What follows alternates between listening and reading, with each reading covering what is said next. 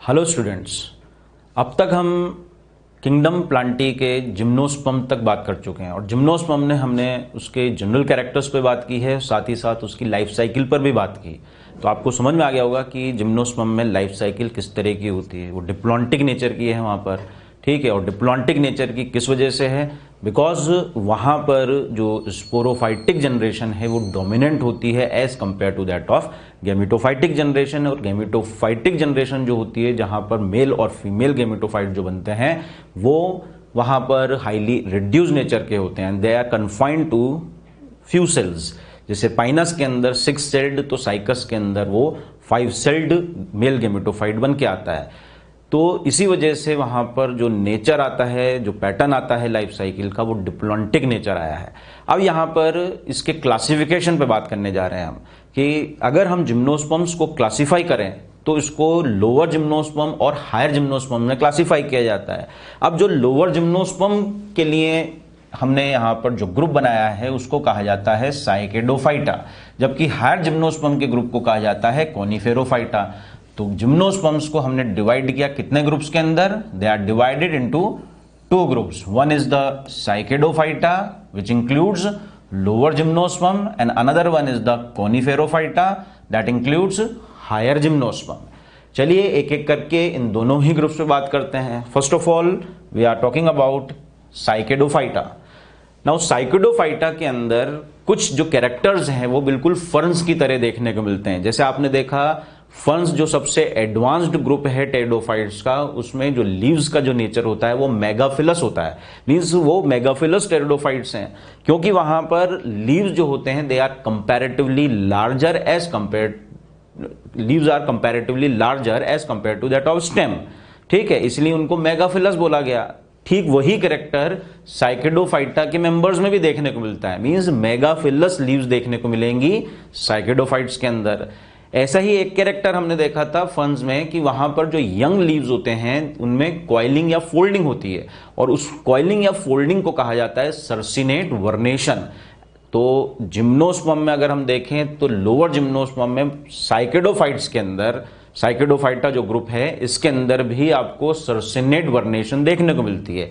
एक कैरेक्टर हमने देखा टेरिडोफाइट्स के अंदर कि वहां पर मेल गैमीट जो होते हैं वो मोटाइल होते हैं, ठीक है, वहां पर मल्टीफ्लैजिलेटेड नेचर था गैमीट्स का।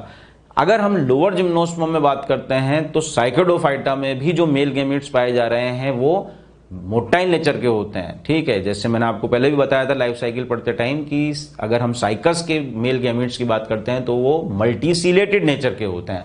तो ये कैरेक्टर्स आपको ध्यान में रखने पड़ेंगे जो कि साइकेडोफाइट्स के को रिजेम्बलेंस प्रोवाइड करवा रहे हैं फर्न्स से। कि अगर आपसे क्वेश्चन पूछा जाए कौन से ऐसे कैरेक्टर्स हैं जिसके बेसिस पर cycadophytes they have the resemblance with that of the ferns, तो आपका जवाब होगा कि साइकेडोफाइट्स दे आर मेगाफिलस और you can say macrophyllous with circinate vernation. और दूसरी जवाब आपका होगा that they have the male gametes which are motile in nature. वो मोटाइल नेचर के मेल गैमीट्स भी होंगे। तो ये दोनों ही सिमिलरिटीज हो गई साइकेडोफाइट्स के किससे? फर्न्स से। अब साइकेडोफाइटा को डिवाइड किया गया 3 ऑर्डर्स में। Cycadophyta is divided into 3 orders.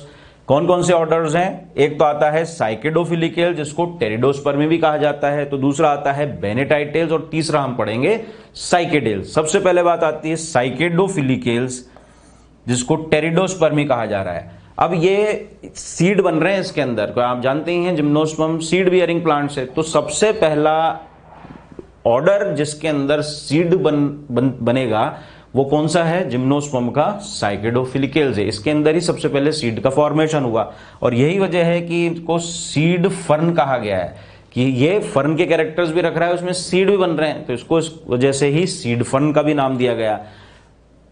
ये जो ऑर्डर है इसके जो मेंबर्स हैं they are completely extinct. This order is completely extinct. तो seed habit first time establish हुई कहां पर? जिम्नोस्पर्म में। लेकिन जिम्नोस्पर्म में भी किसमें? साइकेडोफिलिकेल्स के अंदर। तो ध्यान रखिए seed habit first of all established in this group that is the Cycadofilicales. दूसरा ऑर्डर आता है यहां पर Bennettitales. It is also completely extinct group, ये भी पूरी तरह से एक्सटिंक्ट ग्रुप ही माना जाता है। और इसका एक इंपॉर्टेंट एग्जाम्पल बात करें अपन तो एक फॉसिल प्लांट है इसमें, that is the Williamsonia. Williamsonia plant important है इसके अंदर बेनेटाइटिल्स ऑर्डर में, जो कि एक्सटिंक्ट हो चुका है। फिर बात करते हैं हम तीसरे ऑर्डर की, साइकेडोफाइटा का तीसरा ऑर्डर आता है साइकेडेल्स। अब साइकेडेल्स के अंदर जो साइकेडोफाइट्स इंक्लूड किए गए हैं वो अभी भी एग्जिस्ट करते हैं, means presently living cycadophytes they are included in this order. समझ में आ गई बात कि अभी भी जो एग्जिस्ट कर रहे हैं साइकेडोफाइट्स वो किस ऑर्डर में आते हैं, साइकेडेल्स में। और इसका सबसे इंपॉर्टेंट एग्जांपल आता है साइकस, वेरी इंपॉर्टेंट एग्जांपल्स। और इससे रिलेटेड जितने भी कैरेक्टर्स हम यहां पर पढ़ने जा रहे हैं सभी इंपॉर्टेंट है, हर उस पर यहां पर क्वेश्चन प्रीवियस ईयर्स में एग्जाम्स में पूछा गया है। तो साइकस की अपन बात करें तो Cycas is commonly known as fern palm, और you can say it is also known as sago palm, because the sago that is साबूदाना is obtained from its stem. इसको लिविंग फॉसिल माना गया, या फिर अपन इसको रेलिक ऑफ द पास्ट भी बोल सकते हैं, क्योंकि ये प्रेजेंट कंडीशंस में भी अभी एग्जिस्ट करता है ये plant with their primitive characters, कि जैसा ओरिजिनेट हुआ वैसे ही प्रिमिटिव कैरेक्टर्स के साथ ही ये अभी प्रेजेंट सिचुएशन के अंदर भी एग्जिस्ट कर रहा है। That's why it is considered as a living fossil, और you can say it is the relic of the past, कि ये प्रीवियस कैरेक्टर्स को भी अभी रिफ्लेक्ट कर रहा है अपने अंदर। अगर और इनके कैरेक्टर्स पे बात करें तो साइकस का ओव्यूल, उसका female gamete that is the egg, male gametes, और मेल कोन की अगर बात करें तो they are the largest in the plant kingdom. पूरे प्लांट किंगडम में ही साइकस के ओव्यूल, एग, मेल गैमीट्स और मेल कोन लार्जेस्ट होते हैं। फिर अगर हम इसके मेल गैमीट्स की बात करें, क्योंकि लोअर जिम्नोस्पर्म है, और मेल गैमीट्स कैसे होंगे यहां पर, मोटाइल नेचर के होते हैं। तो male gametes in of Cycas they are motile. Motile हैं तो कैसे, they are multiciliated and top shaped. कैसे होते हैं, मल्टीसीलेटेड और टॉप शेप्ड होते हैं। अगर हम इसके एम्ब्रियो की बात करते हैं तो साइकस के एम्ब्रियो के अंदर 2 कोटिलिडोन देखने को मिलेंगे। In the embryo of Cycas 2 cotyledons are present. वैसे तो ये कोटिलिडोन फीचर एंजियोस्पर्म में का फीचर है कि 2 कोटिलिडोन्स आपको कहां पर, डाइकॉट प्लांट्स में देखने को मिलते हैं, लेकिन एक्सेप्शनली यहां पर साइकस के एम्ब्रियो में भी आपको 2 कोटिलिडोन्स की प्रेजेंस देखने को मिलती है। लाइफ साइकिल के दौरान मैंने आपको एक बात बताई थी कि साइकस का जो फीमेल प्लांट होता है उस फीमेल प्लांट पर मेगा स्पोरोफिल्स प्रेजेंट हैं, लेकिन उस मेगा स्पोरोफिल्स का एग्रीगेशन नहीं हुआ, जिसकी वजह से वहां पर फीमेल कोन का फॉर्मेशन नहीं होता। तो हम बोल सकते हैं कि in case of Cycas female cones are absent. अब साइकस का मेल प्लांट अलग होता है और फीमेल प्लांट अलग होता है। इट मींस साइकस जो है वो किस नेचर का प्लांट हुआ, it is dioecious in nature. Both male and female plants they are separated. तो यहां पर डायग्राम देख लीजिए आप दोनों ही फिगर्स में। पहला जो फिगर दे रखा है it is the female plant of Cycas showing megasporophylls, तो यहां पर फीमेल कोन नहीं बना। दूसरा डायग्राम आप देखें तो this is the male plant of cycas in which this is the male cone. तो यहां पर माइक्रोस्पोरोफिल्स एग्रीगेट होते हुए क्या बना रहे हैं, मेल कोन। आप जानते हैं मेल कोन क्या है, it is a group of microsporophylls. दूसरा ऑर्डर आता है जिम्नोस्पर्म का, वो है हायर जिम्नोस्पर्म, और उसको बोला गया यहां पर Coniferophyta. So Coniferophyta it includes higher gymnosperms. Now this Coniferophyta is further subdivided into 4 orders. इसको वापस से 4 ऑर्डर्स में डिवाइड किया गया। अब इसके जो 4 ऑर्डर्स आते हैं वो कौन कौन से हैं, एक एक करके इन पे बात करते हैं। सबसे पहला ऑर्डर आता है गिंकगो एल्स। अब गिंकगो एल्स का एक बहुत ही इंपॉर्टेंट प्लांट है, that is Ginkgo biloba. Ginkgo biloba and it is the living fossil. ये एक लिविंग फॉसिल है, means it is present in the current situation with their primitive characters. अब एक इंपॉर्टेंट बात आती है इस गिंकगो बाइलोबा की कि it belongs to the higher gymnosperm, कि हायर जिम्नोस्पर्म को बिलोंग करता है, लेकिन फिर भी एक्सेप्शनली इसके मेल गैमीट जो होते हैं वो मोटाइल नेचर के होते हैं, जो कि लोअर जिम्नोस्पर्म का फीचर है, क्योंकि हायर जिम्नोस्पर्म्स के जो मेल गैमीट्स होते हैं उनमें मोटिलिटी नहीं होती, दे आर नॉन मोटाइल। तो एक्सेप्शनली यहां पर एक बात देखने को मिलती है कि Ginkgo biloba it belongs to the higher gymnosperm, but exceptionally its male gametes are motile in nature. Male gametes motile nature के होते हैं। अब ये डायग्राम भी आइडेंटिफाई करना आना चाहिए, एनसीईआरटी बेस्ड डायग्राम है गिंकगो बाइलोबा का। इसमें देख लीजिए कि ये सीड्स हैं, साथ ही साथ this is the long shoot और ये है यहां पर this is the dwarf shoot. तो लॉन्ग शूट्स और ड्वार्फ शूट्स और सीड्स आपको इस डायग्राम में देखने को मिल रहे हैं। दूसरा ऑर्डर आता है order Cordaitales and this is completely extinct group, ये भी पूरी तरह से एक्सटिंक्ट ग्रुप माना जाता है। फिर आता है यहां पर कॉनिफ्रेल्स, इंपॉर्टेंट।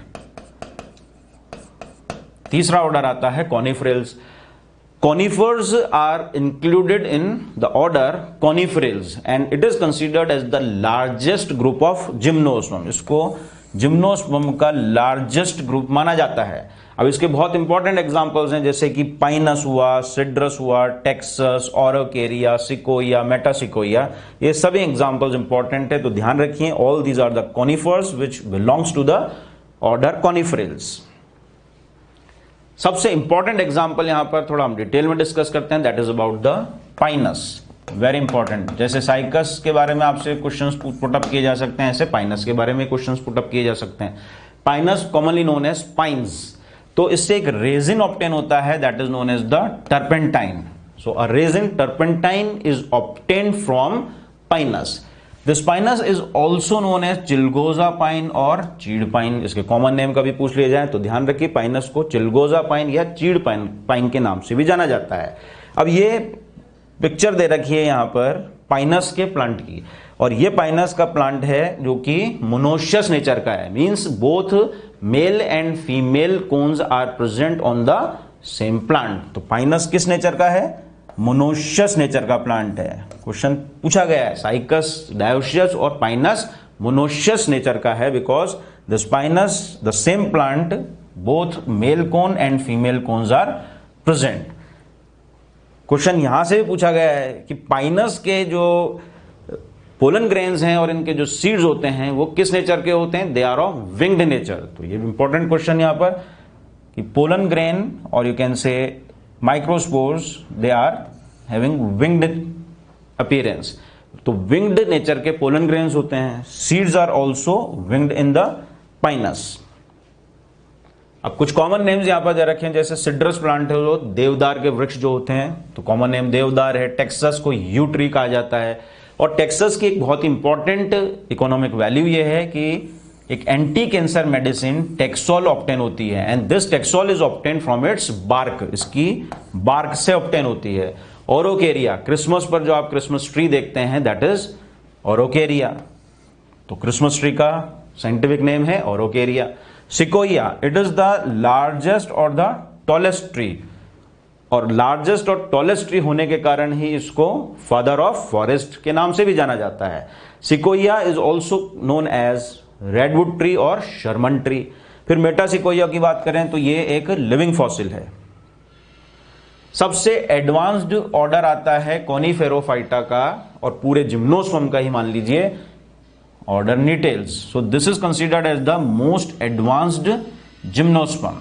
अब नीटेल्स ऑर्डर जो कि सबसे एडवांस जिम्नोस्पर्म माने जा रहे हैं, उनमें कुछ एक्सेप्शनल चीजें आपको देखने को मिलती हैं, जैसे कि इस ऑर्डर के मेंबर्स में ट्रू वेसल्स देखने को मिलती हैं। तो exceptionally the members of this group they have the vessels in the xylem, जैसे कि नीटम, एफिड्रा, वेलविस्चिया, ये तीनों पहले भी आए थे हमारे सामने।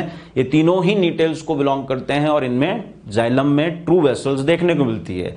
एक बात और आती है कि archegonia are absent in the members of this group. वैसे तो जिम्नोस्पर्म में की लाइफ साइकिल में हमने देखा कि आर्किगोनिया का फॉर्मेशन होता है, 2 और more than 2 archegonia are formed, but in the members of the order Nettles, Archegonia is absent. Exceptionally अगर देखें तो Archegonia एफिड्रा के अंदर पाया जा रहा है।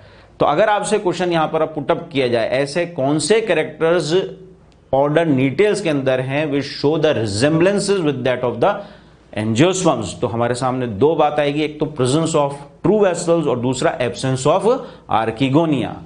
Is it clear? तो ध्यान में रखिएगा कि एक्सेप्शनली कुछ ऐसे मेंबर्स आपको मिलते हैं ऑर्डर नीटेल्स में जहां पर जाइलम में वेसल्स देखने को मिलती हैं, और वो तीनों मेंबर्स बहुत इंपॉर्टेंट हैं। एग्जांपल ये नीटम, वेलविस्चिया और एफिड्रा। तो यहां पर ये जिम्नोस्पर्म्स की अपनी बात अब इन चारों ऑर्डर्स पे कंप्लीट होती है और साथ ही साथ इसके दोनों ही ग्रुप्स हमने यहां पर डिस्कस कर लिए, that is about Cycadophyta and कॉनिफेरोफाइटा। अब लास्ट में यहां पर यह बात आती है कि सीड को बनाने के लिए बेसिक रिक्वायरमेंट किन चीजों की होती है। So the two basic requirement for the seed formation, एक तो हिट्रोस्पोरस नेचर होना चाहिए, मींस हिट्रोस्पोरी होनी चाहिए कि दो तरीके के स्पोर्स का फॉर्मेशन देखने को मिले प्लांट से, कि माइक्रोस्पोर्स भी बने और मेगास्पोर्स भी बने। तो हिट्रोस्पोरस नेचर होना चाहिए पहली बात तो, और दूसरी बात होनी चाहिए कि जो मेगास्पोर्स हैं उनका जर्मिनेशन है वो एंडोस्पोरिक जर्मिनेशन। तो दो बातें कौन सी हो गई, एक तो हिट्रोस्पोरस नेचर होना और दूसरा germination of megaspore should be endosporic, endosporic germination होना चाहिए। तो ये दोनों ही बेसिक रिक्वायरमेंट्स है किसके लिए, सीड फॉर्मेशन के लिए। अब कुछ इंपॉर्टेंट पॉइंट्स आते हैं कि आपने लाइफ साइकिल पढ़ ली ब्रायोफाइटा की भी, टेरिडोफाइटा, जिम्नोस्पर्म की भी, और हमने एल्गी के बारे में बात कर चुके हैं यहां पर। तो अब देखते हैं हम कहां यहां पर कुछ इंपॉर्टेंट बात कि आपने देखा कि एंथ्रीडिया जो है वो बनना स्टार्ट हुए, स्टार्टिंग से हम देख रहे हैं थैलोफाइट से एंथ्रीडिया बन रहा है, थैलोफाइटा में बना, ब्रायोफाइट में भी बना, टेरिडोफाइट में बना, लेकिन जिम्नोस्पर्म में नहीं बना। तो आप बोल सकते हैं कि एंथ्रीडिया जो है it is absent in the gymnosperm and angiosperm. Gymno और एंजियो के अंदर एंथ्रीडिया फॉर्मेशन नहीं होगा। It means pteridophyte is the last plant group which have antheridia, जिसके अंदर आखिरी प्लांट ग्रुप कौन सा है, टेरिडोफाइटा है, जिसके अंदर एंथ्रीडिया का फॉर्मेशन देखने को मिलता है। लेकिन अगर हम आर्किगोनिया की बात करें तो archegonia it is absent in angiosperm, ठीक है, but archegonia it is absent in the angiosperm. So we can say that gymnosperm is the last group having archegonia. समझ में आ गई बात आपको कि आर्किगोनिया सबसे लास्ट प्लांट ग्रुप जिसमें अपन को देखने को मिलता है लाइफ साइकिल में, वो कौन से हैं, जिम्नोस्पर्म। एंजियोस्पर्म में ये नहीं होता है, ठीक। तो ये भी इंपॉर्टेंट बात होगी। अब हम जब इवोल्यूशनरी ट्रेंड देखते हैं कि थैलोफाइटा, ब्रायोफाइटा, टेरिडोफाइटा, जिम्नोस्पर्म और एंजियोस्पर्म, ये पूरा इवोल्यूशनरी ट्रेंड है, फाइलोजेनी है पूरी, कि किस तरीके से प्लांट ग्रुप्स का डेवलपमेंट हुआ। तो इस इवोल्यूशन के द्वारा हमको ये देखने को मिलता है कि जैसे जैसे हम एडवांस्ड प्लांट ग्रुप की तरफ बढ़ रहे हैं तो गेमिटोफाइट जो हो रहे हैं वो रिड्यूस होते हुए जा रहे हैं और स्पोरोफाइट वेल डेवलप्ड होते हुए जा रहे हैं। और यही बात यहां पर आपको देखने को मिलती है that during the evolution gametophyte becomes reduced and the sporophyte becomes well developed. तो फिर बात आती है कि कहां पर सबसे रिड्यूस और कहां पर सबसे डेवलप्ड गेमिटोफाइट मिलता है। तो अगर हम गेमिटोफाइट की बात करें तो most reduced gametophyte is found in the angiosperm, most reduced in angiosperm. और सबसे डेवलप्ड गेमिटोफाइट की हम बात करें तो most developed gametophyte is found in the mosses. Mosses का गेमिटोफाइट पूरे प्लांट किंगडम में सबसे डेवलप्ड माना जाता है, that is the leafy gametophyte. फिर अगर हम स्पोरोफाइट की बात करें तो most reduced sporophyte is found in the Thallophyta, that is the algae. केवल वहां पर उसकी लाइफ साइकिल में जाइगोट ही डिप्लॉइड फेज बन के आता है, तो वो डिप्लॉइड फेज ही केवल स्पोरोफिटिक जनरेशन को शो करता है, मींस हाईली रिड्यूस्ड स्पोरोफाइट आपको थैलोफाइट मींस एल्गी के अंदर मिलेगा। लेकिन अगर हम स्पोरोफाइट के सबसे डेवलप की बात करें कि मोस्ट डेवलप्ड स्पोरोफाइट कहां पर मिलता है, तो most developed sporophyte is found in the angiosperm. तो यहां पर ये इंपॉर्टेंट पॉइंट्स भी आपको ध्यान में रखने हैं, क्वेश्चन से भी पुटअप किए जा सकते हैं। तो यहां पर किंगडम प्लांटी के बारे में हम अब बात कंप्लीट कर चुके हैं, जिसमें हमने यहां पर एल्गी के बारे में बात की, साथ ही साथ ब्रायोफाइट्स, टेरिडोफाइट्स और जिम्नोस्पर्म के बारे में बात की। तो now the kingdom Plantae is totally concluded. अब यहां पर हम एक नया टॉपिक स्टार्ट करने जा रहे हैं, that is about the viruses. Viruses पर और इससे रिलेटेड जैसे वायरोइड्स है, प्रायोन्स हैं, इन पर नीट में रेगुलर बेसिस पे क्वेश्चंस पूछे जा रहे हैं। तो ये अच्छे से आप इस टॉपिक को पढ़िएगा, ध्यान से इसको समझिएगा। चलिए जी, अब यहाँ पर जैसे हम सबसे पहले इसकी हिस्ट्री पर बात करें तो जो वायरस नेम दिया वो पैस्चर ने दिया। The name virus was first of all given by Louis Pasteur. अब वायरस जो वर्ड है, जो टर्म है, ये एक लैटिन वर्ड है। Virus is a Latin word, ये एक लैटिन वर्ड है विच मीन्स पॉइजनस फ्लूइड और यू कैन से वेनम और सिक्रीशन। तो ये ध्यान में रखिएगा कि वायरस एक लैटिन वर्ड है, that means poisonous fluid, venom और सिक्रीशन। अब इसमें कुछ साइंटिस्ट के नाम आ रहे हैं, जिसमें 3 साइंटिस्ट यहां पर आपको लिखे हुए हैं, उनके जो कंट्रीब्यूशन है रिगार्डिंग वायरसेस वो हम देखते हैं। कि सबसे पहले बात आती है एक रशियन साइंटिस्ट की, that is Ivanovsky. Ivanovsky, he separated the microorganism from the sap of infected tobacco plant, और उन माइक्रोऑर्गेनिजम्स को उन्होंने जो नेम दिया that is the TMV, that is tobacco mosaic virus. तो कंट्रीब्यूशन ध्यान में रखिएगा, इवानोव्स्की का पहला कंट्रीब्यूशन तो that he separated the microorganism from the SAP of infected tobacco plant and named those organisms as TMV, that means tobacco mosaic virus। इनका दूसरा जो कंट्रीब्यूशन आता है वो ये है कि इन्होंने ये बताया कि वायरसेस जो होते हैं they are the smaller than the bacteria. Viruses are smaller than the bacteria as they can pass through the bacteria proof filters. Bacterial proof filters से भी ये पास हो जाते हैं। यही कारण है कि वायरसेस जो होते हैं they are smaller than the bacteria as they can pass through the bacterial proof filters. तो एक इवानोव्स्की के बारे में आप ध्यान रखिएगा। फिर आते हैं एक और scientist Beijerinck. Beijerinck he demonstrated that the extract of the infected plants of the tobacco could cause the infection in the healthy plants. समझ में आई बात कि इन्होंने क्या किया कि कुछ इन्फेक्टेड टोबैको प्लांट्स लिए और कुछ हेल्दी टोबैको प्लांट्स लिए, और इन्होंने सैप को एक्सट्रैक्ट किया from the infected tobacco plants और उसको स्प्रे करवा दिया हेल्दी टोबैको प्लांट्स के ऊपर। आफ्टर सम टाइम इन्होंने जो नोट किया वो ये था कि जो हेल्दी प्लांट्स थे वो भी इन्फेक्टेड हो गए। तब इन्होंने इस पूरे एक्सपेरिमेंट्स को इस तरीके से डेमोन्स्ट्रेट किया कि the extract that is taken from the infected plants of the tobacco, they cause the infection in the healthy plants also। और तभी जाके उन्होंने एक स्टेटमेंट दिया उस फ्लूइड के लिए, and he called that fluid as contagium vivum fluidum। तो ध्यान रखिएगा ये contagium vivum fluidum उस फ्लूइड के लिए किसने कहा? बिजेरिनेक ने, जिसका मतलब होता है infectious living fluid। Contagium vivum fluidum means infectious living fluid. Infectious nature का वो लिविंग फ्लूइड था, तभी तो वो जब स्प्रे कराया गया हेल्दी प्लांट्स के ऊपर तो उन हेल्दी प्लांट्स को भी उन्होंने उस फ्लूइड ने इन्फेक्टेड कर दिया। एक और साइंटिस्ट का नाम आता है यहां पर स्टेनले, और स्टेनले ने सबसे पहले टोबैको मोज़ेक वायरस को क्रिस्टलाइज्ड किया, सबसे पहले क्रिस्टलाइन फॉर्म, और इसी वजह से स्टेनले को नोबेल प्राइज भी मिला। तो Stanley first of all crystallize the tobacco mosaic virus. अब यहां पर जनरल कैरेक्टरिस्टिक्स आती हैं वायरस की। सबसे पहली कैरेक्टरिस्टिक है दैट वायरसेस दे आर सब microscopic and non cellular organisms. खुद की सेलुलर मशीनरी नहीं है इसके पास, कोई सेल नहीं है ये, तो ये नॉन सेलुलर ऑर्गेनिज्म माने जाते हैं। दे आर सब माइक्रोस्कोपिक इन नेचर।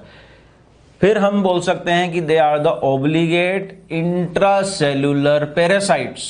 कैसे हैं ये ऑब्लिगेट इंट्रासेलुलर पैरासाइट्स माने जाते हैं कि ये अगर बाहर है तो इनर्ट फॉर्म में, लेकिन ये पेनिट्रेट होगा किसी होस्ट बॉडी के अंदर तो उनके सेल्स में जाके ये पेनिट्रेशन करता है। तो यहां पर हम बोल सकते हैं कि ये इंट्रासेलुलर नेचर के पैरासाइट्स है, ऑब्लिगेट होंगे ये। अब जब वायरसेस की हम बात करें तो वायरसेस में या तो आरएनए होगा या डीएनए होगा, means they have either RNA और DNA. No virus contains both DNA and RNA. कोई भी ऐसा वायरस नहीं है जिसके अंदर दोनों ही हो, आरएनए भी हो और डीएनए भी हो। So we can say that they have either RNA और DNA. They contain the nucleic acid.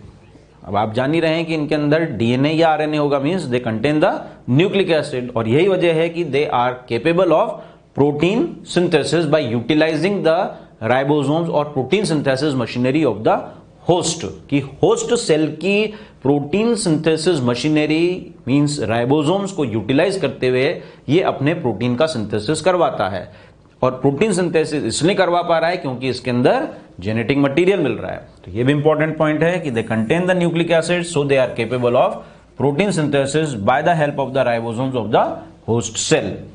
अब मैंने आपको जैसे बताया कि वायरसेस जो होते हैं दे आर इनर्ट। ये कैसे होते हैं? इनर्ट हैं। जब वो बाहर हैं, किसी होस्ट बॉडी के अंदर नहीं है, means they are inert outside. But जब वो किसी बॉडी के अंदर एंटर करते हैं तो फिर वो अपना मल्टीप्लिकेशन कर सकते हैं। तो ध्यान में रखिएगा, they are inert outside their specific host cell in a crystalline form. वो क्रिस्टलाइन फॉर्म में, इनर्ट फॉर्म में होंगे जब वो किसी होस्ट बॉडी से बाहर पड़ा हुआ है। तो ये जनरल कैरेक्टरिस्टिक फीचर्स हैं वायरसेस के। अब हम यहां पर हम शेप्स की बात करें तो वायरसेस के अलग अलग शेप देखने को मिल सकते हैं। जैसे कि कुछ वायरसेस में शेप देखने को मिलता है स्फेरिकल, ये स्फेरिकल शेप का है। फॉर एग्जांपल इन्फ्लुएंजा वायरस, तो इन्फ्लुएंजा वायरस का शेप स्फेरिकल है। ऐसे ही अगर हम बात करें तो रॉड शेप्ड वायरसेस भी हो सकते हैं, जैसे कि टोबैको मोज़ेक वायरस, ये सिलिंड्रिकल है पूरा और रॉड शेप्ड बना हुआ है। तो रॉड शेप्ड वायरस कौन सा? Tobacco mosaic virus. ऐसे ही टेडपोल लाइक वायरसेस भी हो सकते हैं, जैसे कि bacteriophages, those viruses which infect the bacteria are termed as bacteriophage. तो बैक्टीरियोफेज का जो शेप है वो कैसा? टेडपोल लाइक होता है।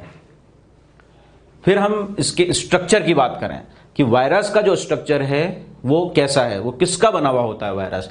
तो वायरस जो है it is made up of nucleic acid and a protein coat. अब ये जो न्यूक्लिक एसिड है यहां पर ये या तो आरएनए होगा या फिर डीएनए होगा, आइदर आरएनए और डीएनए। अब प्रोटीन कोट की बात करें तो इसका जो प्रोटीन कोट होगा उस प्रोटीन कोट को कहा जाता है capsid. So this protein coat is known as capsid and this capsid is made up of smaller subunits which are known as capsomeres। तो जो smaller subunits इस कैप्सिड का फॉर्मेशन कराती हैं उसको क्या कहा जाएगा? कैप्सोमियर्स कहा जाएगा। सेंट्रल कोर और कैप्सिड दोनों को मिला के, सेंट्रल कोर तो कौन बना रहा है? न्यूक्लिक एसिड, और उसका जो कोड बना रहा है वो प्रोटीन बना रहा है, ठीक है, यानी कैप्सिड बन के आ रहा है। तो central core and the capsid they are collectively known as nucleocapsid, उसको न्यूक्लियोकैप्सिड कहा जाएगा। तो ध्यान रखिएगा कि न्यूक्लियोकैप्सिड क्या है? सेंट्रल कोर जो कि न्यूक्लिक एसिड की बनी हुई है और प्रोटीन कोड जिसको आप कैप्सिड बोल रहे हो, तो इन दोनों को कलेक्टिवली न्यूक्लियोकैप्सिड कहा जाएगा। डायग्राम में देख लीजिए कि यहां तो ये सेंट्रल कोर है और ये न्यूक्लिक एसिड। तो सेंट्रल ल्यूमेन और the central core that composed of nucleic acid, और बाहर की तरफ ये आपको कैप्सिड नजर आ रहा है and this capsid is made up of smaller subunit that is known as the capsomeres. ये सारे कैप्सोमियर्स इस कैप्सिड का फॉर्मेशन करवा रहे हैं। तो कैप्सिड और nucleic acid that is the central core, इसको कलेक्टिवली क्या नाम दे दिया हमने? न्यूक्लियोकैप्सिड। अब यहां पर सिमेट्री की बात आती है कि वायरस में किस प्रकार की सिमेट्री देखने को मिलती है। तो दो तरह की सिमेट्री की बात आती है, एक तो हेलिकल सिमेट्री और दूसरी आती है आइकोसाहेड्रल। सबसे पहले अगर हम हेलिकल सिमेट्री की बात करें तो फिर बात आएगी if the capsomeres they are arranged in helical manner. क्या बोला मैंने? If the capsomeres they are arranged in the helical manner in the capsid then such type of symmetry is known as helical symmetry. ये देखिए यहां diagram के अंदर, this is the helical symmetry, ठीक, जहां पर कैप्सोमियर्स जो हैं वो हेलिकली अरेंज हुए हुए हैं। एग्जाम्पल है जहां पर हेलिकल सिमेट्री देखने को मिलती है, एक तो टोबैको मोज़ेक वायरस और एक है मम्स वायरस। इसके अलावा भी बहुत सारे वायरसेस हैं जिसके अंदर हेलिकल सिमेट्री देखने को मिलती है। नेक्स्ट आता है यहां पर आइकोसाहेड्रल। आइकोसाहेड्रल it is a type of polyhedral, कई एंगल्स बनते हुए नजर आएंगे इसमें, that's why it is polyhedral in nature. देखिए यहां पर ये पॉलीहेड्रल नेचर का आपको सिमेट्री नजर आता है, ये आइकोसाहेड्रल कहलाता है। अब इसमें कुछ एग्जांपल्स जैसे कि हर्पीज वायरस हुआ, एडिनो वायरस हुआ, बैक्टीरियोफेज में आया 5x174 बैक्टीरियोफेज, इन सभी के अंदर आइकोसाहेड्रल सिमेट्री देखने को मिलेगी। अब कुछ प्लांट डिजीज के नाम हैं, ये आपको लर्न करने ही पड़ेंगे। ये कभी भी कोई क्वेश्चन पुटअप किया जाए कि आपको 2-4 नाम दे दिए जाएं, उसमें फंगल डिजीज भी हो, माइकोप्लाज्मा की डिजीज हो, वायरस की डिजीज हो, उसमें बोला जाए इनमें से कौन सी डिजीज जो वायरस से रिलेटेड है, तो उस वजह से आपको इनको देखना पड़ेगा कि प्लांट डिजीजेस जो कि वायरसेस से होती हैं उनमें एक टोबैको मोज़ेक डिजीज आती है, एक पपाया की डिजीज है leaf curl of papaya, lady finger की एक डिजीज होती है yellow vein mosaic of lady finger, potato leaf roll, bunchy top of banana, फिर आता है tungro disease of rice, tomato leaf curl, vein clearing, chlorosis, necrosis, dwarfing and stunted growth, they are also caused by the viruses. तो ये आप एक बार इसको read out कीजिएगा, कई बार इन पे क्वेश्चन पुटअप किए जा सकते हैं एग्जाम्स में। अब कुछ इंपॉर्टेंट वायरस को यहां पर थोड़ा सा हम डिटेल में लेके बात करते हैं। जैसे सबसे पहले आता है यहां पर tobacco mosaic virus, TMV, tobacco mosaic virus. It is most thoroughly studied virus and it was first of all discovered by Russian worker that is D. Ivanovsky in 1892। ठीक है, तो सबसे पहले इवानोव्स्की ने इसको सबसे पहले इसको डिस्कवर किया और इसी पर सबसे ज्यादा थोरोली स्टडी हुई है TMV पर। इसकी सिमेट्री की बात करें तो TMV की जो सिमेट्री है वो हेलिकल नेचर की सिमेट्री होती है। अब इसके अंदर भी वायरस है तो वायरस में एक तो न्यूक्लिक एसिड होगा और एक उसका प्रोटीन कोट होगा। तो अगर हम न्यूक्लिक एसिड की बात करें तो TMV के अंदर RNA मिलता है, लेकिन उस RNA का नेचर होता है सिंगल स्ट्रैंडेड। तो TMV में सिंगल स्ट्रैंडेड RNA पाया जाता है। अगर हम इसके कैप्सिड की बात करें, मींस प्रोटीन कोड की बात करें, then its capsid the number of capsomeres are 2130। So in its capsid the number of capsomeres are 2130। अगर हम देखें यहां पर कि RNA क्या कितना है और प्रोटीन कितना है, तो RNA यहां पर 5% है और हम प्रोटीन की बात करें तो 95% जो होता है वो प्रोटीन होता है। तो 5% RNA and 95% protein are present in the tobacco mosaic virus. यहां देख लीजिए आप कि ये तो पूरा कैप्सिड है which are composed of 2130 capsomeres, जबकि यहां पर ये RNA है, ये RNA प्रेजेंट है जो कि सिंगल स्ट्रैंडेड नेचर का है और ये 5% है। और ये जो प्रोटीन का पूरा इसका कोड बना हुआ है दैट इज द कैप्सिड, उसमें प्रोटीन का अमाउंट 95% प्रोटीन पार्ट है। तो 95% प्रोटीन पार्ट है और 5% RNA आपको देखने को मिलता है TMV के अंदर। फिर बात आती है यहां पर बैक्टीरियोफेजेस की। बैक्टीरियोफेज ऐसा वायरस जो कि बैक्टीरिया को इन्फेक्ट करता है। So those viruses which infect the bacteria are termed as bacteriophage. The viruses which infect the bacteria are known as bacteriophage. So सबसे पहले अगर हम इसके डिस्कवरर की बात करें तो bacteriophage it was first of all discovered bye F.W. Taught. और ये जो नाम दिया bacteriophage, this name was first of all given bye Felix D Hurley. Bacteriophages के अंदर जो न्यूक्लिक एसिड देखने को मिल रहा है वो DNA, जनरली DNA, और उसमें भी यूजुअली वो डबल स्ट्रैंडेड नेचर का DNA होता है। तो bacteriophages they are generally double stranded DNA viruses. अब यहां पर कई बार ये डायग्राम दे दिया जाता है और उसके ये लेबलिंग करवा लिए जाते हैं। तो ये इंपॉर्टेंट डायग्राम है, ध्यान रखिएगा इस डायग्राम को for identification purpose, for labelling purpose. यहां देखिए आप कि ये जो पार्ट है this is the head part, ये हेड पार्ट है, this is the collar part और ये है यहां पर sheath, this is the sheath part. और इसी के बेस पे ये जो प्लेट बन रही है this is the tail plate. इस टेल प्लेट में आप देखिए यहां पर these are the tail fibres और यहां पर बेस पर ये टेल पिंस देखने को मिलते हैं। तो इसमें कितने पार्ट हो गए, एक तो हेड पार्ट है और एक इसका टेल पार्ट है। हेड पार्ट में ये तो पूरा बाहर का जो पार्ट है वो तो कैप्सिड हो गया और अंदर यहाँ पर न्यूक्लिक एसिड होगा जो कि उसकी सेंट्रल कोर को बना रहा है। साथ ही साथ यहाँ पर टेल और हेड को जोड़ने का जो काम कर रहा है उस पार्ट को हमने बोल दिया कॉलर पार्ट। और उसी टेल पार्ट पर यहाँ पर ये शीथ देखने को मिल रही है जो कि प्रोटीन की बनी हुई होती है। साथ ही साथ इसकी ये टेल प्लेट है और इसी टेल प्लेट पर कुछ फाइबर्स यहाँ पर अटैच हैं, 3+3 यानी टोटल 6 टेल फाइबर्स आपको देखने को मिल रहे हैं। इसके अलावा यहाँ पर बेस पर ही कुछ पिन लाइक स्ट्रक्चर्स है जिसको यहाँ पर बोल दिया जाएगा टेल पिन्स। तो सारे जो लेबल्ड पार्ट्स हैं इनको आपको ध्यान में रखना है for this bacteriophage diagram.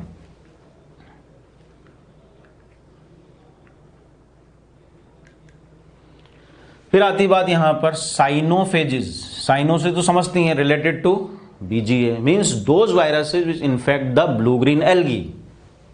The viruses which infect the blue green algae are known as cyanophage. तो साइनोफेज के अंदर जो जेनेटिक मटेरियल देखने को मिलता है वो है डबल स्ट्रैंडेड डीएनए। जैसे बैक्टीरियोफेजेस के अंदर जनरली डबल स्ट्रैंडेड डीएनए, ठीक उसी तरीके से साइनोफेजेस के अंदर भी क्या देखने को मिलता है, डबल स्ट्रैंडेड डीएनए। इसका एक एग्जांपल आता है LPP1। फिर आती है बात mycophages. Mycophages are those viruses which infect the fungi. Myco is related to fungi, तो ऐसे वायरसेस जो फंजाई को इन्फेक्ट करते हैं वे क्या कहलाएंगे, माइकोफेजेस। और माइकोफेजेस के अंदर जो जेनेटिक मटेरियल देखने को मिलता है वह है डबल स्ट्रैंडेड आरएनए। तो डबल स्ट्रैंडेड आरएनए माइकोफेजेस में देखने को मिलता है। अब यहां पर एक बात आती है ट्रांसडक्शन की। याद कीजिए जब हम किंगडम मोनेरा पढ़ रहे थे तो उसमें जेनेटिक रिकॉम्बिनेशंस की बात आई थी, जहां पर हमने कॉन्जुगेशन की बात कही थी, ट्रांसफॉर्मेशन की बात की थी, तो वहां पर ट्रांसडक्शन भी आया था। तो वही ट्रांसडक्शन की बात आ रही है यहां पर कि ट्रांसडक्शन का मतलब क्या है। ट्रांसडक्शन का मतलब है when the bacteriophage it helps in the transfer of genetic material from one bacterial cell to the another bacterial cell, then that genetic recombination और that gene transfer method is known as transduction. तो याद रखिएगा कि transduction किसको बोला जा रहा है कि when a bacteriophage transfers the genetic material from one bacterium to another bacterium. जिसमें से ट्रांसफर किया जा रहा है वो आप समझ ही गए, वो तो क्या है, डोनर सेल है, और जिसमें जा रहा है जेनेटिक मटेरियल वो रिसेप्टर सेल माना जाएगा। तो इस तरह के जीन ट्रांसफर के मेथड को क्या बोल देंगे हम, ट्रांसडक्शन बोल देंगे। Transduction was first of all discovered bye Zinder and Lederberg in salmonella typhimurium. Salmonella typhimurium के अंदर ही जिंडर और लीडरबर्ग ने सबसे पहले इस ट्रांसडक्शन के बारे में बताया, इसको सबसे पहले डिस्कवर किया। अब वायरस से ही रिलेटेड कुछ और भी यहां पर पार्टिकल्स की बात आती है, जिसमें वायरॉइड्स आते हैं और प्रायन्स आते हैं। नीट 2020 में से यहां से क्वेश्चन भी पूछा गया, तो इंपॉर्टेंट है। मैंने जैसा आपको बताया कि वायरस और इससे रिलेटेड पार्टिकल्स के बारे में यूजुअली एग्जाम में पूछा ही जा रहा है, तो ये अच्छे से प्रिपेयर करके रखिए। Viroids they are the free infectious RNA. Important क्या है viroids, they are the free infectious RNA particles. First of all it was discovered by T.O. Diener in 1971। तो 1971 में डायनर ने डिस्कवर किए कुछ न्यू इन्फेक्शियस एजेंट्स को, और इन्हीं इन्फेक्शियस एजेंट्स के लिए उन्होंने कहा they are smaller than the viruses and called them as viroids. इन वायरॉइड्स के अंदर आरएनए तो प्रेजेंट होता है लेकिन प्रोटीन एब्सेंट होता है। तो आरएनए भी होगा तो वो आरएनए किस नेचर का होता है, दे contain the only very low molecular weight RNA which is of single stranded in nature. तो सिंगल स्ट्रैंडेड नेचर का यहां पर आरएनए होगा, but they do not have the protein code, they do not have the protein code. तो ध्यान में रखिए यहां पर वायरॉइड्स में क्या प्रेजेंट होगा, आरएनए तो होगा जो सिंगल स्ट्रैंडेड नेचर का होगा, और उसका मॉलिक्यूलर वेट जो होगा वो बहुत ही कम होगा। Very low molecular weight RNA is present, but the protein code is absent in case of viroids. अब इससे एक बहुत ही इंपॉर्टेंट डिजीज देखने को मिलती है that they cause potato spindle tuber disease. इसको कौन कॉज कर रहा है, वायरॉइड, और उसको कई बार इस तरीके से लिख दिया जाता है PSTV, potato spindle tuber viroid causes the potato spindle tuber disease. फिर बात आती है प्रायोन्स। इन प्रायोन्स को स्लो वायरसेस के नाम से भी जाना जाता है, और प्रायोन्स जो होते हैं they are the smallest proteinaceous infectious agents.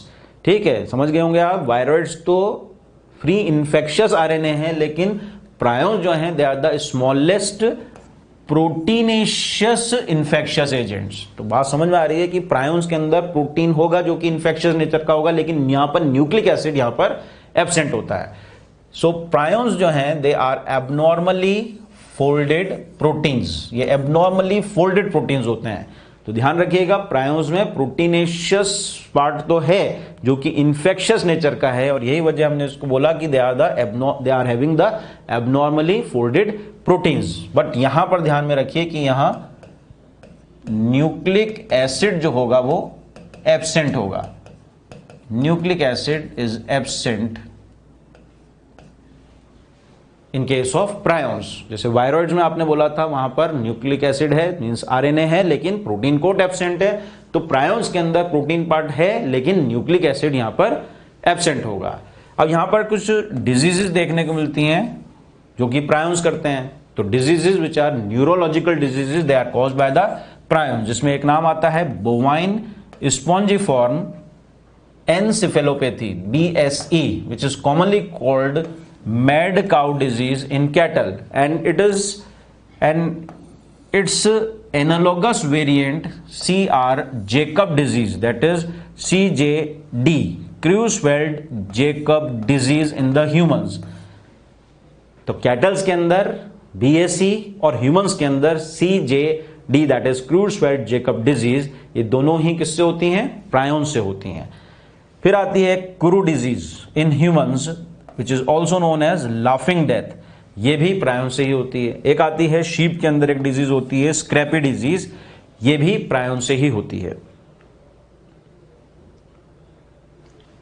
अब वायरसेस से रिलेटेड एक बहुत ही इंपॉर्टेंट यहां पर नोट लिखे हुए हैं, इनको ध्यान में रखना है कि इन जनरल अगर हम बात करें तो viruses that infect the plants they have the single stranded RNA.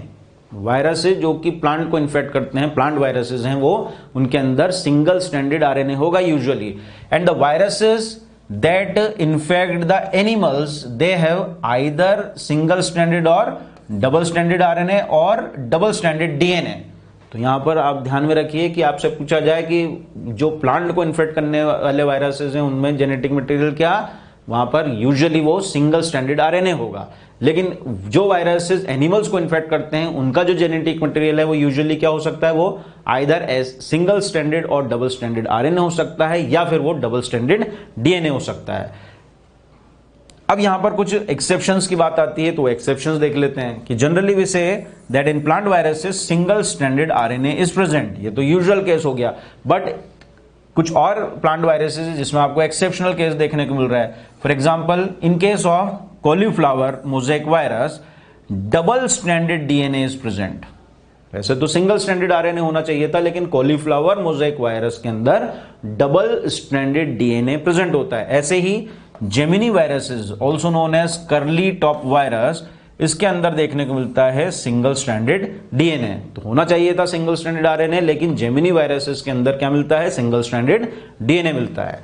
ऐसे अगर हम एनिमल्स की बात करते हैं तो generally in case of animals double stranded DNA is present. Generally क्या देखने को मिलेगा, डबल स्ट्रैंडेड डीएनए देखने को मिलता है। But in some of the animal viruses RNA is present and which may be single और डबल स्ट्रैंडेड। तो ध्यान रखिएगा कि वैसे तो यूजुअली वो जो वायरसेस एनिमल्स को इन्फेक्ट करते हैं उसके अंदर डबल स्ट्रैंडेड डीएनए देखने को मिलता है, लेकिन कुछ ऐसे भी एनिमल वायरसेस हैं जहां पर आरएनए भी हो सकता है। वो आरएनए सिंगल स्ट्रैंडेड भी हो सकता है और डबल स्ट्रैंडेड भी हो सकता है। अब यहां पर ये कुछ प्लांट वायरसेस, एनिमल वायरसेस और बैक्टीरियोफेज वायरसेस की एक लिस्ट दे रखी है और उसी के सामने उनके जेनेटिक मटेरियल्स की बात की जा रही है। जैसे कि अगर हम प्लांट वायरसेस में देखें तो टोबैको मोज़ेक वायरस का genetic material single stranded RNA होता है। पहले दिमाग में ये रखिए कि प्लांट वायरसेस का जो यूजुअल जेनेटिक मटेरियल है वो सिंगल स्ट्रैंडेड आरएनए होता है। तो टोबैको मोज़ेक वायरस में वही मिल रहा है, सिंगल स्ट्रैंडेड आरएनए मिल रहा है। ऐसे ही AMV अल्फा मोज़ेक वायरस में भी सिंगल स्ट्रैंडेड आरएनए ही मिल रहा है। टोबैको निक्रोसिस सैटेलाइट वायरस में भी सिंगल स्ट्रैंडेड आरएनए मिल रहा है। अब यहां पर देखिए इन तीनों में कुछ डिफरेंस नजर आ रहा है हमें। जेमिनी वायरस में देखें तो सिंगल स्ट्रैंडेड डीएनए देखने को मिलता है। कॉलीफ्लावर मोज़ेक वायरस में देखें तो डबल स्ट्रैंडेड डीएनए देखने को मिल रहा है। राइस ड्वार्फ वायरस में देखें तो डबल स्ट्रैंडेड आरएनए देखने को मिल रहा है। तो पहले जो 3 केस हैं उसमें तो यूजुअल केस मिल रहा है सिंगल स्टैंडर्ड आरएनए, बाकी के जो 3 केस देख रहे हैं उसमें थोड़ा आपको चेंज नजर आता है। तो ये थोड़ा सा एक्सेप्शनल वाले केसेस को ध्यान में रखना है। ऐसे ही एनिमल वायरसेस में हमने बोला कि यूजुअली डबल स्टैंडर्ड डीएनए देखने को मिलता है। तो एडिनो वायरस, हर्पीज वायरस और इन दोनों के अंदर एडिनो वायरस और हर्पीज वायरस में देखिए डबल स्टैंडर्ड डीएनए ही मिल रहा है, ठीक। लेकिन अगर हम देखते हैं रियो वायरस, मम्स वायरस और रिट्रो वायरस में, यहां पर आपको आरएनए मिल रहा है, वो या तो डबल स्टैंडर्ड हो रहा है या फिर सिंगल स्टैंडर्ड। जैसे रियो वायरस के अंदर देखें तो डबल स्ट्रैंडेड आरएनए है, मम्प्स के अंदर सिंगल स्ट्रैंडेड आरएनए है और रेट्रोवायरसेस के अंदर भी सिंगल स्ट्रैंडेड आरएनए। तो ये थोड़े 3 एक्सेप्शनल केसेस आपको नजर आते हैं। बैक्टीरियोफेज के अंदर हमने देखा कि बैक्टीरियोफेज वायरसेस के अंदर भी जो यूजुअली जेनेटिक मटेरियल मिलता है वो है डबल स्ट्रैंडेड डीएनए।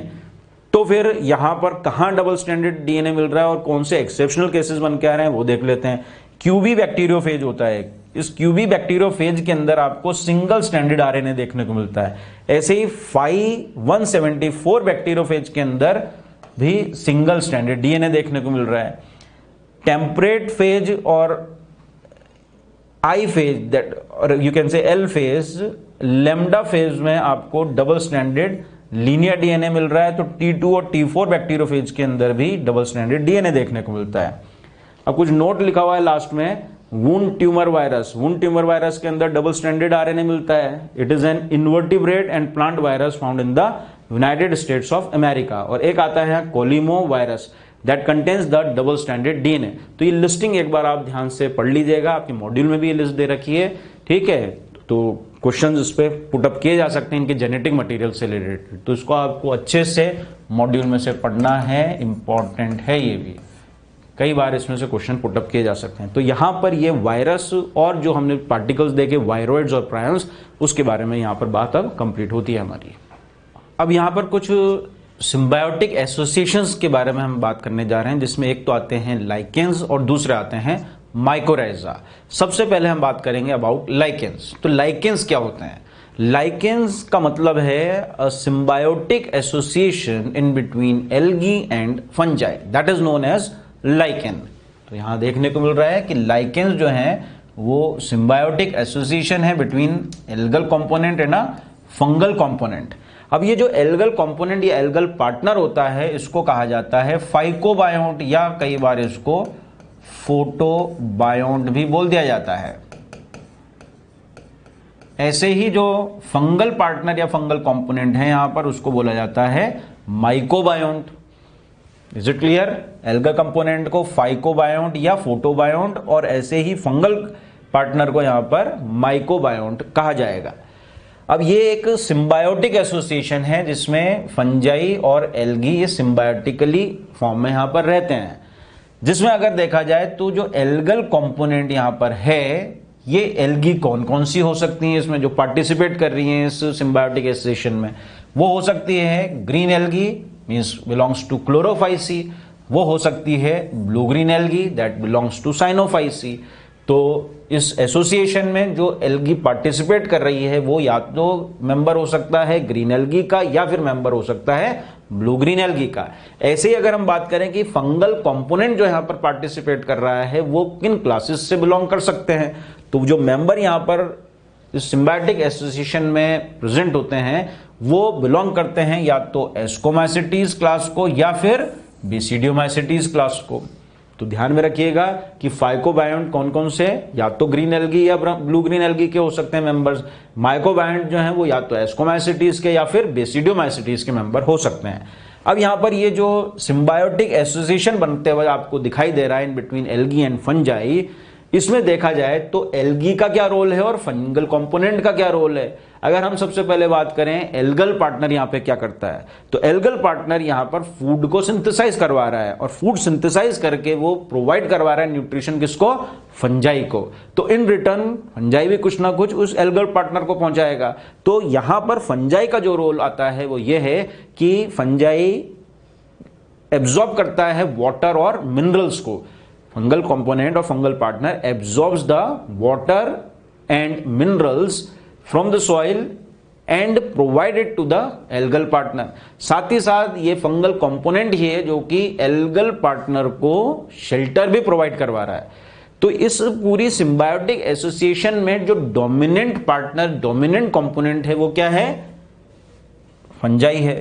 तो फंजाई यहां पर डोमिनेंट पार्टनर होता है, डोमिनेंट कंपोनेंट होता है। ये इस सिम्बायोटिक एसोसिएशन में फंजाई डोमिनेंट पार्टनर होता है, मींस ये तो मास्टर हुआ।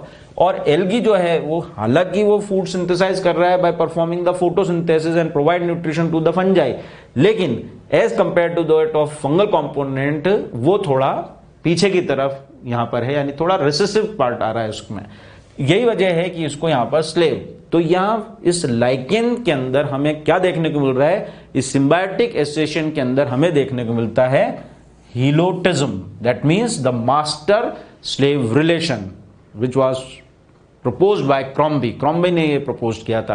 तो helotism that means the master slave relation is being demonstrated in this symbiotic association, that is the lichen, in which the fungal component is more dominant as compared to that of algal component। तो ये बात समझ में आ गई होगी कि algal component का क्या रोल है, that it makes the carbohydrates or food through the photosynthesis and provide nutrition to the fungus। तो in return fungal partner का काम क्या होता है, फंगल पार्टनर का काम होता है that it absorbs the water and minerals and provide to the algal partner, and also the fungi provide the habitat to the algal partner। तो ये बात समझ में आ गई होगी कि इस लाइकेंस के एसोसिएशन में यहां पर किस तरीके से ये एसोसिएशन, सिम्बायोटिक एसोसिएशन यहां पर चलता है। फिर आती है बात कि लाइकेंस को हम कैसे क्लासिफाई कर सकते हैं। तो lichens they are classified on the basis of their fungal member, कि फंगल मेंबर के बेसिस पर हम इसको क्लासिफाई कर सकते हैं। तो इस बेसिस पर यहां पर इसको या तो एस्कोलाइकेंस बोला जा सकता है या basidiolichens. So on the basis of the fungal member lichens are classified into ascolichens and बेसिडियोलाइकेंस।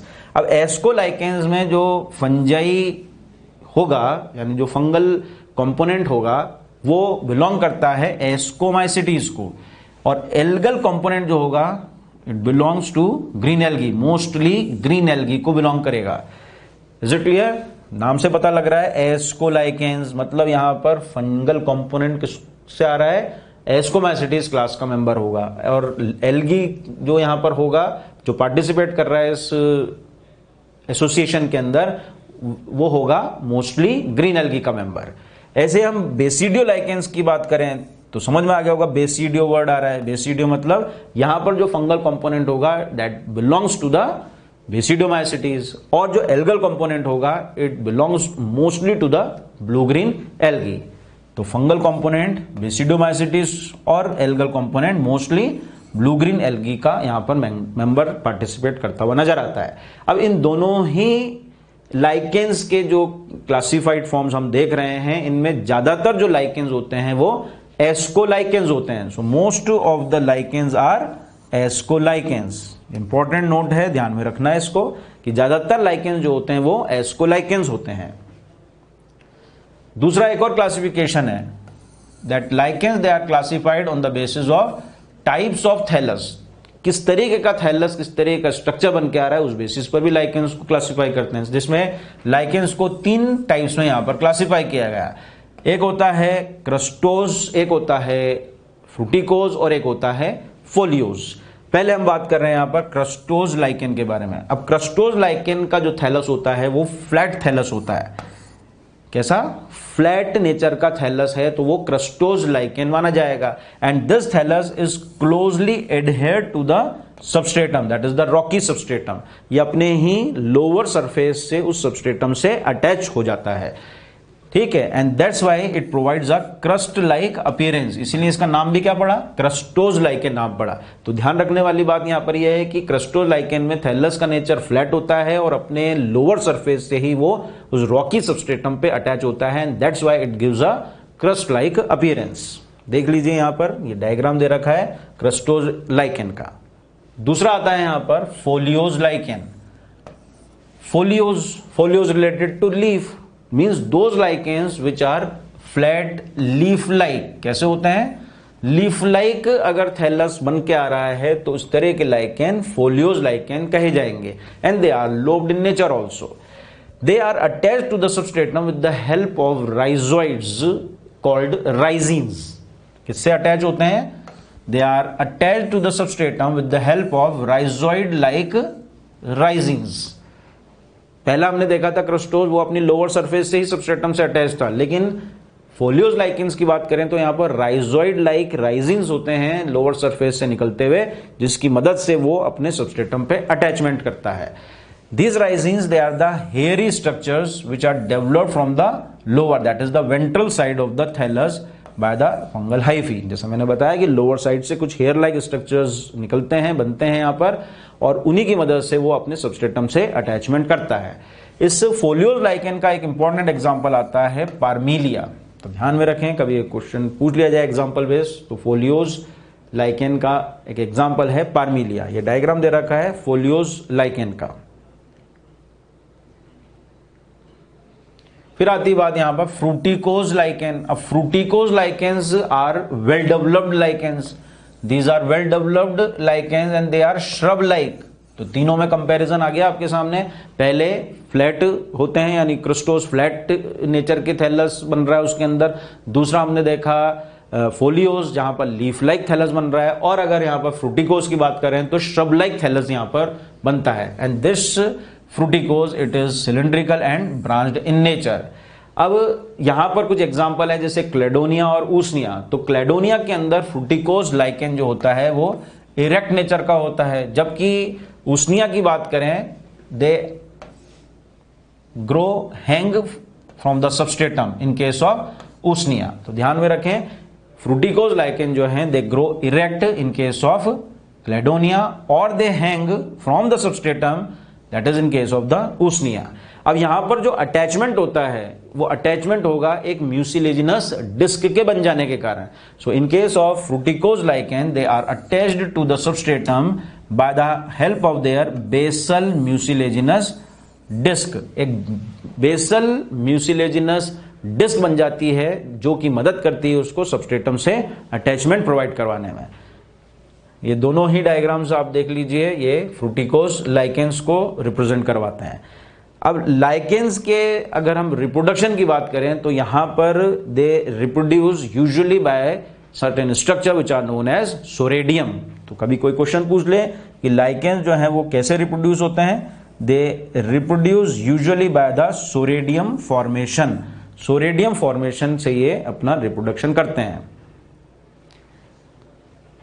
Lichens की बात यहां पर कंप्लीट होती है। अब मॉड्यूल आप जब पढ़ेंगे तो मॉड्यूल में कुछ इकोनॉमिक इंपॉर्टेंस दे रखी लाइकेन्स की, उनको एक बार रीड आउट जरूर कर लीजिएगा कि कभी क्वेश्चन पुटअप कर लिया जाए तो वो लाइकेन्स की क्या इंपॉर्टेंसेज हैं वो जरूर देखिएगा एक बार। एक तो आपने पढ़ी रखी है, जैसे लाइकेन्स जो होते हैं they are considered as the pioneer community, जो उसका बहुत ही इंपॉर्टेंट इकोलॉजिकल रोल माना जाता है कि कोई बैरन लैंड है तो उसमें सबसे पहले जो कम्युनिटी डेवलप हो रही है वो क्या है, lichens along with the mosses. तब जाके उस बैरन लैंड को वो वहां पर दूसरी वेजिटेशन जो है वो कॉलोनाइज होती हुई आपको देखने को मिलती है। तो लाइकेन्स का एक इकोलॉजिकल रोल तो है, इसके अलावा भी कुछ इकोनॉमिक वैल्यूज वहां पर मिलेंगी, वो जरूर पढ़िएगा। अब एक और सिम्बायोटिक एसोसिएशन यहां पर आती है, that is known as mycorrhiza. And this mycorrhiza, it is a symbiotic association in between fungi and the roots of higher plants. तो किसके बीच की symbiotic association है?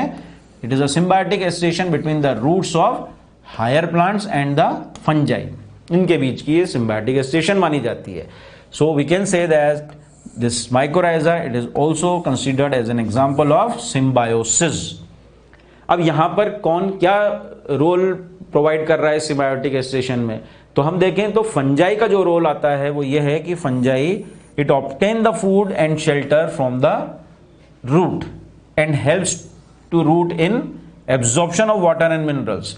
मींस फंजाई का जो रोल है वो ये है कि वो प्लांट के लिए एब्जॉर्प्शन का काम कर रहा है। एब्जॉर्प्शन किस चीज का, वाटर और मिनरल्स का। लेकिन इन रिटर्न रूट्स से उसको क्या मिल रहा है, हायर प्लांट्स की रूट्स से उस फंजाई को क्या मिलता है, तो रूट्स उसको फूड प्रोवाइड करवा रही हैं, साथ ही साथ शेल्टर प्रोवाइड कराने का काम करती हैं। Is it clear? That's why it is considered as a symbiotic relationship. समझ में आ गया कि फंजाई का रोल क्या है। फंजाई तो यहां पर वाटर और मिनरल्स को प्रोवाइड करवा रहा है हायर प्लांट को, इन रिटर्न प्लांट की जो रूट्स हैं वो उस फंजाई को क्या प्रोवाइड करती हैं, फूड प्रोवाइड करती हैं, साथ ही साथ शेल्टर भी प्रोवाइड करती हैं। अब कभी आपसे ये पूछ लिया जाए कि माइकोराइजा जो नेम है ये किसने दिया, तो साइंटिस्ट हैं फ्रैंक, इन्होंने सबसे पहले ये माइकोराइजा नेम प्रोवाइड किया। अब दो तरह के माइकोराइजा की यहां पर बात हो सकती है, एक होते हैं एक्टोमाइकोराइजा और एक होते हैं एंडोमाइकोराइजा। सबसे पहले यहां पर हम बात करें एक्टोमाइकोराइजा, जिसको एक्टोट्रोपिक माइकोराइजा भी कहा जाता है। अब इसमें होता क्या है कि अगर बाहर की तरफ ये सॉइल है, यहां पर दिस इज द सॉइल जहां पर ये दिस इज द रूट। बाहर अगर फंगल कंपोनेंट है तो ये फंगल कंपोनेंट इस तरीके से इस रूट को इन्फेक्ट करते हैं, और इन्फेक्ट करने के कारण इस रूट की सरफेस पर बाहर की तरफ ये पूरा एक फंगल फिलामेंट की एक लेयर बना लेते हैं। और ये फंगल फिलामेंट्स की एक जो लेयर यहाँ पर बन के आती है, ये ऐसी लगती है जैसे कि कोई पेरेन्काइमेटस की एक लेयर बन के आ गई होगी, पेरेन्काइमेटस शीट बन के आ गई हो, लेकिन होती नहीं है। है तो क्या है ये, this is the layer of fungal filaments. ये फंगल फिलामेंट्स की ही एक लेयर बन के आ जाती है यहाँ पर, और यही वजह है कि ये पेरेन्काइमा की तरह दिखाई दे रही है। इसको स्यूडो पेरेन्काइमेटस शीट के नाम से जाना जाता है। सो एक्टोमाइकोराइजल एसोसिएशन में आपको क्या देखने को मिलता है कि जब फंजाई किसी रूट को इन्फेक्ट करता है और वो अगर रूट की आउटर सरफेस पर एक लेयर बना लेता है फंगल फिलामेंट्स की, तो आप उसको, जिसको स्यूडो पेरेन्काइमेटस शीट बोला जा रहा है, तो इस तरह का माइकोराइजा एक्टोमाइकोराइजा या एक्टोट्रॉफिक माइकोराइजा माना जाता है। अब इसके और क्या क्या कैरेक्टर्स फीचर्स हैं वो देखते हैं। कि जैसे मैंने यह बताई दिया आपको that in this type of mycorrhiza surface of root it is completely covered by the pseudo parenchymatous sheet which is formed by the fungal hyphae. वो फंगल हाइफी है एक्चुअली, कोई पेरेन्काइमा नहीं है। अब जब वो चारों तरफ एक स्यूडो पेरेन्काइमेटस शीट का फॉर्मेशन कर लेता है, यानी फंगल हाइफी का एक पूरा एक लेयर बना लेता है, तब वो फंगल हाइफी एंटर करता है उस रूट के अंदर।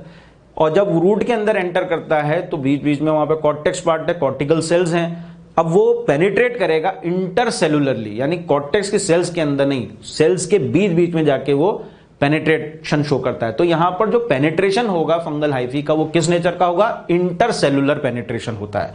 Means fungal hyphae it enter intercellularly between the cortical cells of the root and form a net like structure that is known as Hartig net. उस नेट लाइक स्ट्रक्चर को क्या कहा जाता है, हार्टिग नेट कहा जाता है। एक बार देखिए इस डायग्राम में, ये हमने कहा कि ये इसने यहां पर ये स्यूडो पेरेन्काइमेटस शीट तो बना लिया।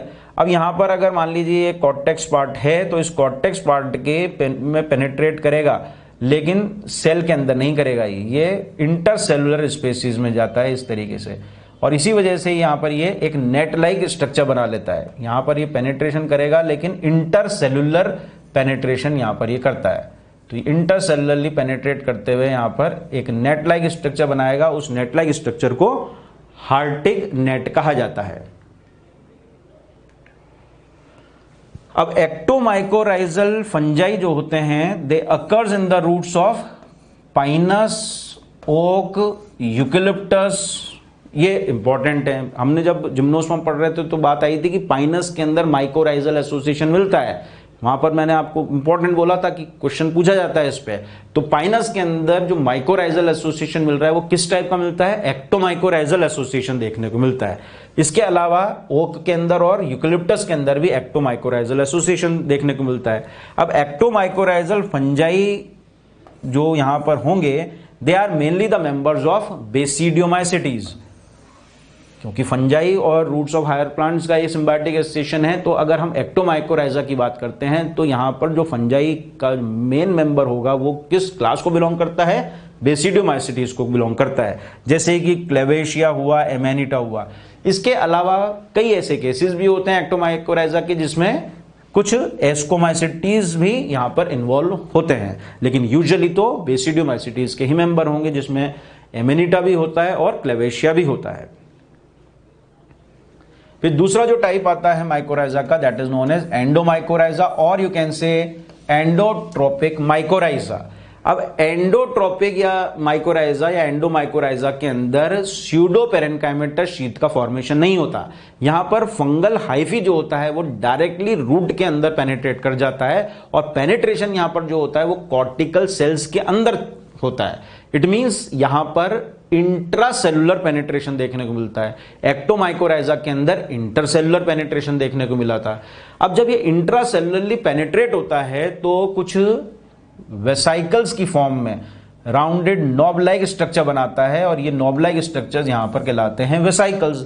तो फिर साथ ही साथ जब ये इंट्रासेलुलरली पेनिट्रेट हो रहा है तो इंट्रासेलुलर पेनिट्रेशन के कारण ये कुछ ट्री लाइक या ब्रांच नेचर के स्ट्रक्चर्स भी बनाता है, जिनको यहां पर कहा जाता है आर्बस्क्यूल्स। तो वेसाइकल्स भी बनते हैं और आर्बस्क्यूल्स भी बनते हैं, और यही वजह है इनको वेसिकुलर आर्बस्कुलर माइकोराइजा के नाम से भी जाना जाता है। इंपॉर्टेंट, ये कौन से ऐसे माइकोराइजा हैं जिनको वैम के नाम से जाना जाता है या वेसिकुलर आर्बस्कुलर माइकोराइजा के नाम से जाना जाता है? तो कौन से हैं? एंडोमाइकोराइजा। समझ गए होंगे आप डायग्राम से कि यहां पर ये फंगल फिलामेंट है, दिस इज द